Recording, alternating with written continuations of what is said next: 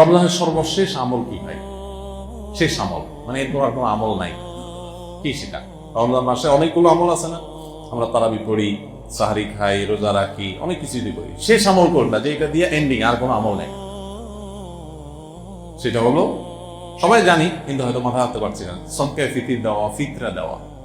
এটা হলো রমজানের শেষ আমল, এটা দিয়ে রমজান মাসকে আমরা বিদায় দিই। অন্য অর্থে এটাকে বলতে পারে যে রমজানের পরের প্রথম আমল বলতে পারি, কারণ এটা শুরু হয় মূলত শাওয়ালের চাঁদ দেখা গেলে, ঈদুল ফিতরের চাঁদ দেখা গেলেই তখন এটা প্রযোজ্য হয়, যদি এক দুদিন আগে থেকে দেওয়া যায়। এই ফিতরাটা আমরা কেন দেই? ফিতরা দেওয়ার উদ্দেশ্য কি? নবী করিম সাল্লাল্লাহু আলাইহি ওয়াসাল্লাম দুটি উদ্দেশ্যের কথা বলেছেন। এক, তিনি বলেছেন যাকাতুল ফিতরি তুহরাতান লিস-সাইমি মিনাল লাগবি ওয়ার রাফাস ওয়া তু'নাতান লিল মাসাকিন। প্রথম কারণ হলো, তিনি বলেছেন যে এটা হলো রোজাদার ব্যক্তি সারা মাস জুড়ে যে সিয়াম সাধনা করেছে, ইবাদত বন্দেগী করেছে, যে মেহনত মুজাহাদা করেছে, এই সারা মাস জুড়ে ইবাদত বন্দেগী করার ফলে তার মধ্যে অনেক অর্জন যেমন হয়েছে, আবার অনেক ত্রুটিও ছিল। রোজাটা রাখতে গিয়ে সে কখনো অর্থক কথা বলে ফেলেছে, রোজা রেখে অর্থক বেগুলা কথা বললে রোজার প্রাণ আপনার ক্ষতিগ্রস্ত হয়, রোজা নষ্ট হয়, রোজার রূঢ় থাকে না, রোজার মান কমে যায়, কোয়ালিটিতে ঘাটতি হয়। এই যে রোজা রেখে আমরা কিছু উল্টাপাল্টা কথা, উল্টাপাল্টা কাজ করেছি যেগুলো রোজার সাথে যায় না, তো সেগুলোর কারণে রোজাটা তো ত্রুটিপূর্ণ হয়ে গেল। এই ফিতরা দেওয়ার কারণে সেটা রিফাইন্ড হয়ে যায়, সেটা ফ্রেশ হয়ে যায়, সেটা আল্লাহ তাআলা পরিচ্ছন্ন করে গ্রহণ করে। এই জন্য রোজার পুরা মাস, রমজানের পুরা মাস এবং সিয়ামের ভুল ত্রুটিগুলোকে ফ্রেশ করে সেটাকে আল্লাহর কাছে কবুলযোগ্য করে দেয় হলো ফিতরা। খুব বড় একটা বিষয়।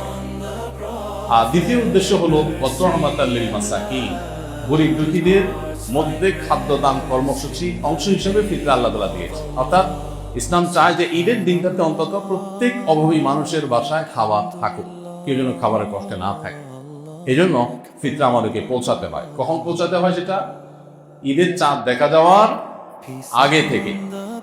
ফিতরা নিয়ে প্রতি বছরই অনেক আলাপ হয়, আমরা সেদিন আলাপে যাওয়ার সুযোগ সময় নাই। শুধু এইটুকু বলি, আমরা প্রায় সবাই আমরা ফিতরার সর্বনিম্ন পরিমাণটা দেওয়ার চেষ্টা করি। নবী করিম সাল্লাল্লাহু আলাইহি ওয়াসাল্লাম ফিতরার যে অপশনগুলো রেখেছেন সেগুলো কিন্তু বিভিন্ন রকম, ভ্যারাইটি আছে। সেখানে একটা অপশন আছে সর্বনিম্ন, সেটাই আমরা নেই। এবং প্রতি বছর আমরা খোঁজ করি যে ফিতরা এই বছর কয় টাকা ধার্য হয়েছে, 115 টাকা, তো দিয়ে দিলাম, বেঁচে গেলাম। যদিও পুরো পরিবার তরফ থেকে দিতে হয়, পরিবারের কর্তা যিনি, তার ছেলে মেয়ে, তার স্ত্রী, এমনকি ছোট বাচ্চা কাচ্চা, তাদের সবাই পক্ষ থেকে, তারা একান্নভুক্ত জানা, তার বাসার সদস্যের মতো, এমনকি যে কাজের লোক, যারা বাধা কাজের লোক থাকে, তাদের তরফ থেকে, এই সবাই তরফ থেকে পরিবারের কর্তা দিয়ে দিবেন। এখন সবাই দেখে যে ফিতরা কত ধার্য হয়েছে। ভাই, ফিতরা সর্বনিম্ন যদি 1-150 বা তার সমমূল্যের খাদ্য হয়, তো ফিতরার সর্বোচ্চটা কিন্তু 1000, 2000 বা আরো বেশি হতে পারে। আপনি কিশমিশ দিয়ে দেন তাহলে একরকম হবে, আপনি গম দিয়ে দিলে আরেক রকম হবে, খেজুর দিয়ে দিলে ভিন্ন রকম হবে। অনেকগুলো অপশন আছে। আমরা সর্বনিম্ন গমের আইটেমটা পাইছি নি, যেটা সবচেয়ে সস্তা, এটা দিয়ে আমরা দেওয়ার চেষ্টা করি। কেন আপনি কিশমিশ যদি চিন্তা করেন তাহলে কিশমিশের কেজি কত আর গমের কেজি কত, অনেক বেশ কম হয়ে যাবে। এই জন্য আল্লাহ তাআলা যাকে যতটুকু সামর্থ্য দিয়েছে তিনি সেইভাবে ফিতরা দিবেন। এবং ফিতরা হিসেবে যদি আপনি খাদ্য দেন অথবা নগদ টাকা দেন, আমার পরামর্শ হবে ওয়াজিব ফিতরা তো ওইটাতে আদায় হয়ে যাচ্ছে, এটা কোনো সন্দেহ নেই। নফল হিসেবে যেহেতু ফিতরার উদ্দেশ্য গরিবের বাসায় খাবার পৌঁছানো, সেই যুগে নবী সাল্লাল্লাহু আলাইহি ওয়াসাল্লামের সময় গরিব শুধুমাত্র এই প্রিন্সিপাল ফুড এগুলোর উপর নির্ভর করত। চাল, ডাল, আপনার ডাল তো না, আপনার গোশত অথবা আপনার আটা, ময়দা কিংবা গম, এগুলোর উপরে নির্ভর করতো মানুষ। কিন্তু এখন মানুষের জীবনের যে আপনার জীবন ধারণের যে পদ্ধতি, প্রক্রিয়া, মানুষের যে লাইফস্টাইল, সেটাতে যথেষ্ট পরিবর্তন হয়েছে। তো ঈদের দিনে গরিবের হাসি, গরিবের আপনার আনন্দ, এটাকে পরিপূর্ণতা দেওয়ার জন্য আমার পরামর্শ থাকবে যে ফিতরা হিসেবে যা দিচ্ছেন আপনি এক্সট্রা হিসাবে, এটা ফিতরার অংশ না, বোনাস হিসেবে নফল হিসাবে আপনি তাকে পারলে 2 কেজি মুরগি কিনে দেন। গরুর গোশত অনেক দাম, 1 কেজি গরুর গোশত, 2 কেজি গরুর গোশত কিনে দেন, একটু পোলাও চাল কিনে দেন, একটু সেমাই চিনি কিনে দেন।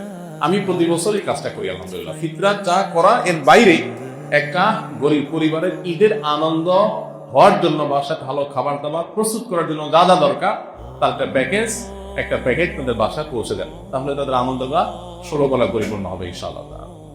এটা আমরা করতে পারি। বিশেষ করে দ্রব্যমূল্যের ঊর্ধ্বগতির এই সময়ে অনেক মানুষ যারা আমাদের কাছে মুখ ফুটে বলতে পারছে না, অনেক কষ্টে আছে। আমরা কল্পনা করতে পারছি না যে এই মানুষটা খাবারের কষ্টে আছে। এরকম অনেক ফ্যামিলি আপনার আশেপাশে আছে, আপনি খোঁজখবর নিলেই দেখবেন। রমাদানের শেষের দিকে এসে দানের পরিমাণটাও বাড়ানো দরকার।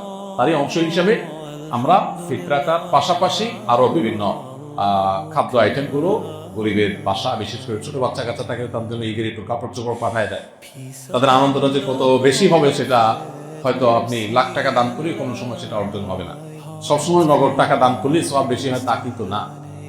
আমি সৌদি আরবে দেখেছি কিছু মানুষকে, সেখানে অদ্ভুত অদ্ভুত মানে নেকামলের প্রতিযোগিতাকারী মানুষদেরকে দেখতাম, যেটা মানে কল্পনাও করা যায় যে মানুষ কত ভালো কাজের জন্য খোঁজে। আমার একবার মনে আছে যে কোন একটা সুপার শপে কেনাকাটা শেষে, এরকম রমজান মাসেই হবে, আমি বিল দেওয়ার জন্য কাউন্টারে আসছি। এক সৌদি নাগরিক আমার লেবাস পোশাক দেখে বুঝছে যে বাংলাদেশি। তো বাংলাদেশি মানে মনে করে তারা গরিব মানুষ, আর আসলে আমি গরিব। তো আমার পিঠে এরকম আস্তে করে আলতো করে হাতটা রাখছে, খুব সুন্দর করে, মানে যেটাতে আমি মানে রাখার তো একটা ধরন আছে, আস্তে করে পিঠের উপর হাতটা রাখছে, মানে খুব কোমলতার সাথে, স্নেহের সাথে। স্নেহের পরের সাথে হাতটা রাখলাম, আমি ফিরে তাকালাম, দেখি যে সৌদি নাগরিক, আমি চিনি তাই। তো সে বলতেছে যে যদি তুমি মনে কিছু না করো, তোমার বিলটা আমি দিতে চাই। আমি দুনিয়ার বাজার করছি, হয়তো ঈদের জন্য বাজার হয়েছে, তো কয়েকশো রিয়াল হয়েছে। উনি বলে যে যদি কিছু মনে না করেন আমি দিতে চাই, হাদিয়া, গিফট, জাস্ট গিফট। কি বলা যায়, গিফট দিবে, নিষেধ করার কি বলা, ঠিক আছে, উনি দিলেন। আমার কাছে আইডিয়াটা খুব ভালো মনে হলো। আপনি বাজারে চলে যান, বাজারে যে দেখবেন বহু মানুষ মাছ বাজারে কাচুমুচু করছে, ছটপট করতেছে, একবারে মাসালা খাচ্ছে, আবার ওই মাসালা তার মানে বাজেটের সাথে তার চাহিদার বা প্রয়োজনের মিলাতে পারছে না বেচারা। এই লোকটাকে ওরকম পেছন থেকে আলতো করে হাত বুলিয়ে তাকে একটু বলেন, ভাই আমি আপনার এই মাছের বিলটা দিতে চাই, যদি আপনি মনে হচ্ছে না।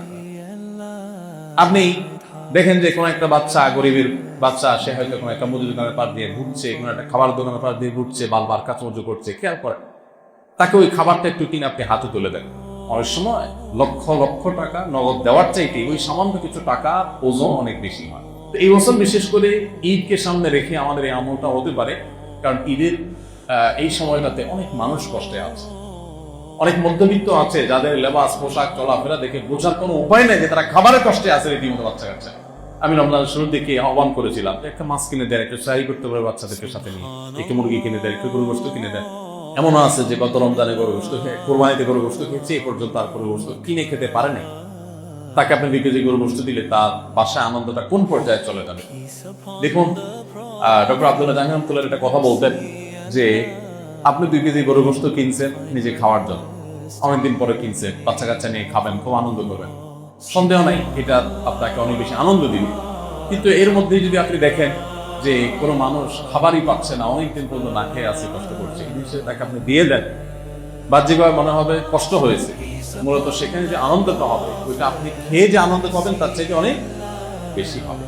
রমজানের শেষের দিনগুলোতে ঈদকে কেন্দ্র করে আমাদের এই সাদাকা দান, আমাদের আশেপাশে কারা কষ্টে আছে তাদের খুঁজে বের করে তাদের মুখে হাসি ফোটাবার যে মেহনত, সেটা বেশি হবে। আল্লাহ আমাদেরকে তৌফিক দান করুন।